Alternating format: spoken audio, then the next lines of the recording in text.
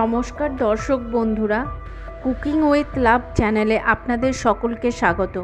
আজকে আবারও হাজির হয়েছে একটা নতুন রেসিপি নিয়ে, মাছের ঝোল। চলুন শুরু করা যাক আজকের রেসিপিটা।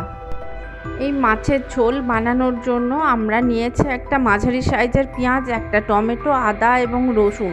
তারপর সেগুলো ছোট ছোট টুকরো করে বেটে নিচ্ছি অথবা মিক্সিং জারে পেস্ট বানিয়ে নিচ্ছি। এরপর আমরা উপকরণ হিসাবে নিয়েছি 1/4 টিস্পুন কালো জিরে, 1/2 টিস্পুন ধনে গুঁড়ো, 1/2 টিস্পুন জিরে গুঁড়ো, স্বাদ মতো নুন, 1/4 টিস্পুন হলুদ গুঁড়ো, 1/2 টিস্পুন কাশ্মীরি লঙ্কার গুঁড়ো, 1/4 টিস্পুন গোটা জিরে, তার সাথে নিয়েছি একটা শুকনো লঙ্কা। এখন আপনারা দেখতে পাচ্ছেন 4 পিস রুই মাছের গাদার অংশ নিয়ে তাতে নুন হলুদ পরিমাণ মতো মাখিয়ে 5 মিনিটের মতো রেখে দিয়েছি ম্যারিনেট হবার জন্য। তারপর একটা কড়াই গরম করে তাতে 4 টেবিল স্পুন সর্ষের তেল দিয়ে তাতে ম্যারিনেট করা মাছগুলো একে একে দিয়ে 2 সাইড ভালো করে ভেজে নিচ্ছি এবং অন্য একটা পাত্রে তুলে নিচ্ছি।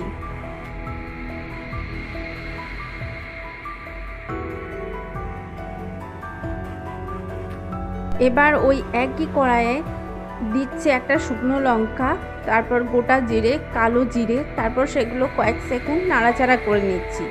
তারপর এর মধ্যে যোগ করছি আদা রসুন টমেটো পেঁয়াজের বাটা বা পেস্টটা এবং সেগুলোকে 3 মিনিটের মতো গ্যাসের আঁচ একেবারে কমিয়ে কষিয়ে নিচ্ছি যতক্ষণ না এগুলো থেকে তেল ছেড়ে আসে।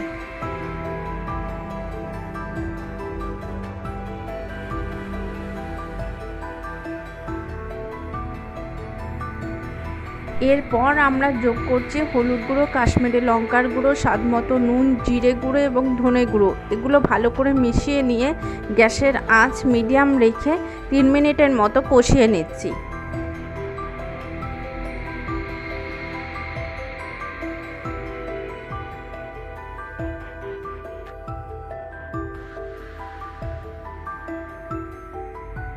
সব মশলা দিয়ে কষানো হয়ে যাবার পর আমরা এখন কড়াইয়ে যোগ করছি 2 কাপ মতো গরম জল এবং সেগুলো 1 মিনিটের মতো ফুটিয়ে নিচ্ছি।